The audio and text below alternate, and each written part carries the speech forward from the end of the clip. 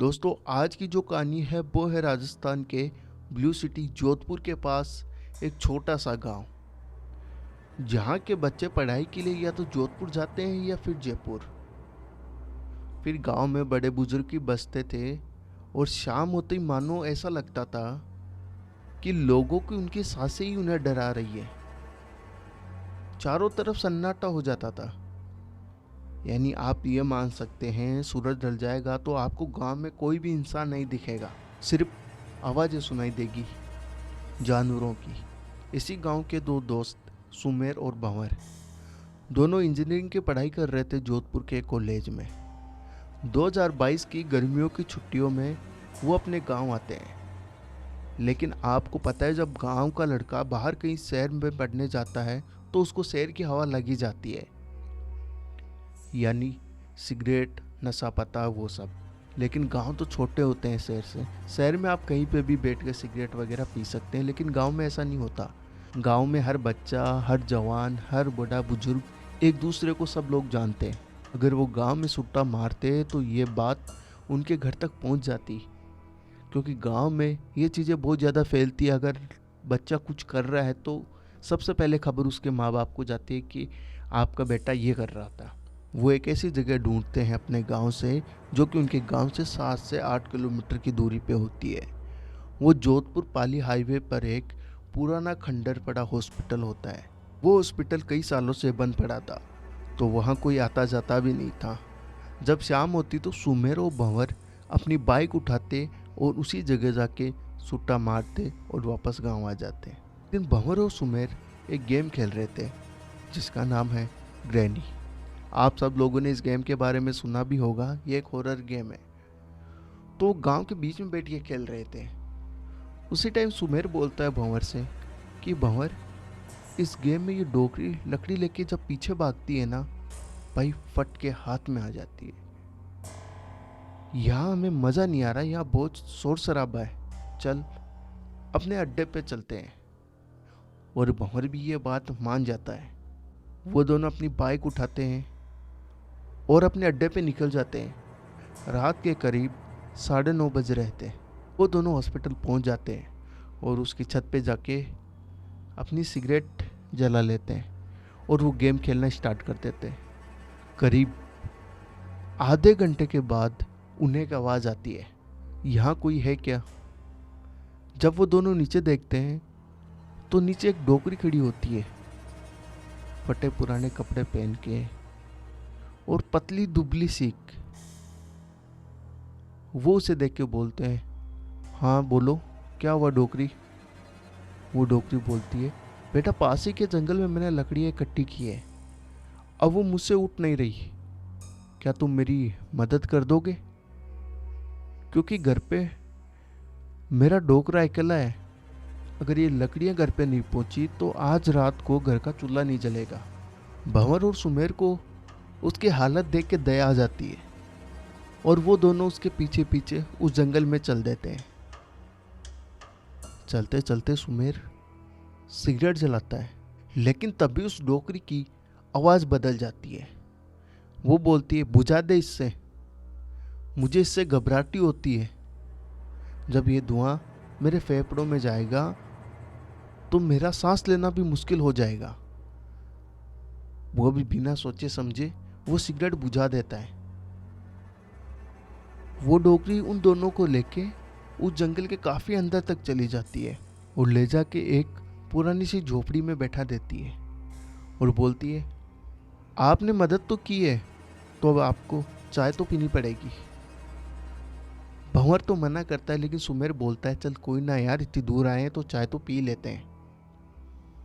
फिर वो डोकरी एक पर्दे के पीछे चली जाती है, जो कि एक काफ़ी पुरानी साड़ी का पर्दा होता है, फटा गला, उसके पीछे। थोड़ी देर बाद में उस पर्दे के पीछे अजीब तरह की आवाज़ आने लगती है। सुमेर को कुछ शक हुआ तो वो धीरे से जाके देखता है, और जो वो सीन देखता है वो देख के उसकी हालत बहुत ज़्यादा टाइट हो जाती है। उसके पैर कांपने लग जाते हैं। उसको समझ में नहीं आया कि अब क्या करूं। वो जोर से चिल्लाता और बोलता है, ए डोकरी, क्या कर रही हो तुम? वो डोकरी बैठे वहाँ किसी का मांस काट रही थी और उसके हाथ में एक तेज धार वाला कुल्हाड़ी था।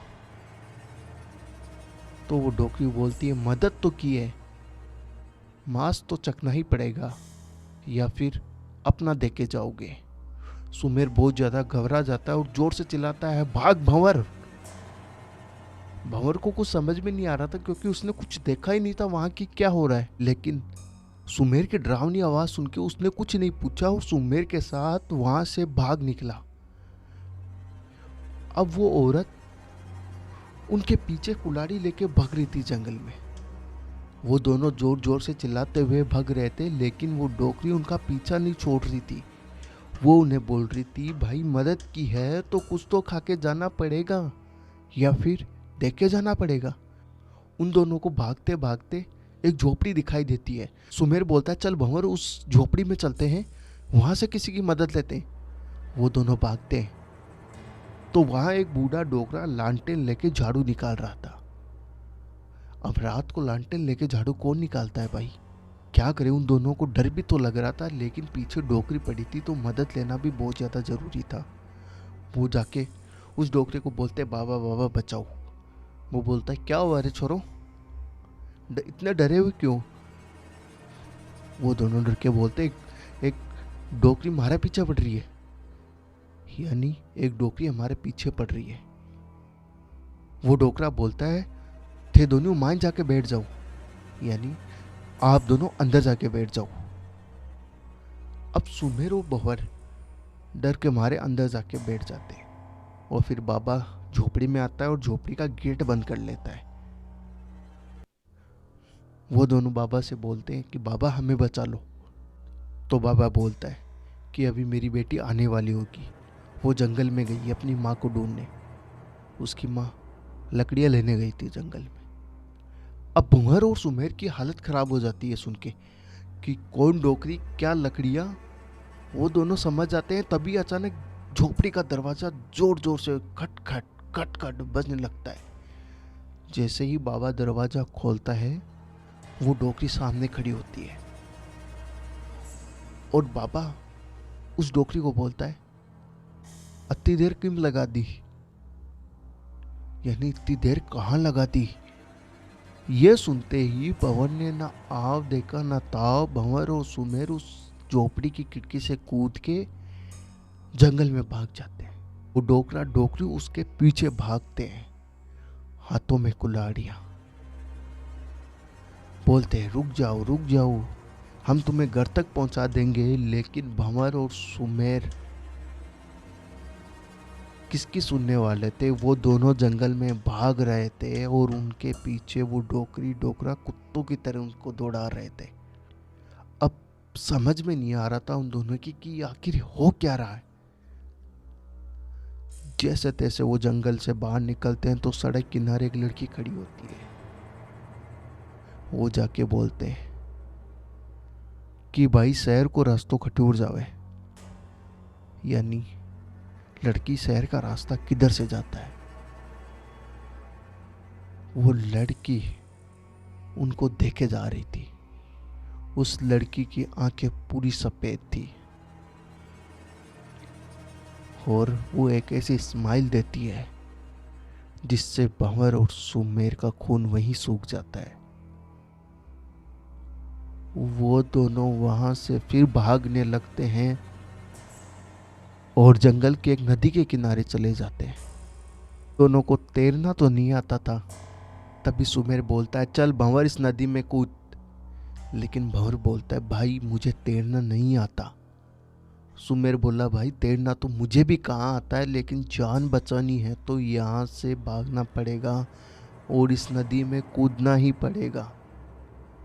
वो दोनों एक दूसरे का हाथ पकड़ते हैं और उस नदी में कूद जाते हैं।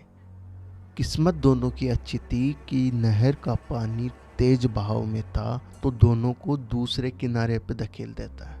सुमेर के हाथ में एक झाड़ी आ जाती है। वो दोनों उसके सहारे उस नदी से बाहर निकलते हैं। लेकिन नदी के दूसरी साइड वो डोकरा डोकरी तो खड़े ही थे, लेकिन उनके साथ में वो लड़की भी खड़ी थी। अब ये क्या हो सकता है, उन दोनों के तो समझ में नहीं आया। वो जैसे तैसे मेन रोड पे आते हैं तो उन्हें वहां एक कार वाला मिलता है। फोन से पूछता है, भाई कहाँ जा रहे हो? तो वो बोलता है, जोधपुर जा रहा हूँ। तो मेरे और बोलते, भाई रास्ते में हमारा गांव आता है, हमें भी छोड़ देना। वो दोनों उस कार में बैठ जाते हैं और अपने गांव पहुंचते हैं। उनकी हालत इतनी खराब हो गई थी कि उनसे सही ढंग से चला भी नहीं जा रहा था। रात का टाइम था तो गांव में भी पूरा सन्नाटा था, क्योंकि शाम होते ही गांव में कोई बाहर नहीं निकलता था। दोनों अपने अपने घर जाते हैं और उनकी हालत देख के उनके घर वाले बहुत ज़्यादा डर जाते हैं। दोनों अपने घर वालों को सारी बात बताते हैं तो उनके घर वाले उन्हें डांटते, बोले उस वहाँ क्यों गए? उस जंगल में तुम्हें नहीं जाना चाहिए था। वहाँ कुछ ऐसा है, जो उस जंगल में जाएगा वो वापस कभी नहीं आएगा। पर हमारे ये समझ में नहीं आ रहा कि तुम दोनों कैसे वापस आ गए, और वापस आ गए तो ये तो बहुत गुस्से की बात है। अगले सुबह पंचायत बुलाई गई और उसमें भंवर और सुमेर ने अपने साथ हुई सारी घटना बताई। और उस पंचायत में यह डिसीजन लिया गया कि आज के बाद शाम होते ही इस गांव से कोई बाहर कदम नहीं रखेगा, ना ही गांव के अंदर किसी को आने दिया जाएगा। दोस्तों ये तो हकीकत में था उस गांव के पास, लेकिन आपको पता है कि डर सिर्फ मोबाइल की स्क्रीन तक ही सीमित नहीं रहता, वो आपकी रियल लाइफ में भी हो सकता है। तो अगर आपको ये स्टोरी पसंद आई आज की, तो इस वीडियो को लाइक करके सब्सक्राइब जरूर करना और मुझे कमेंट्स में ज़रूर बताना आप कौन सा हॉरर गेम खेलते हो।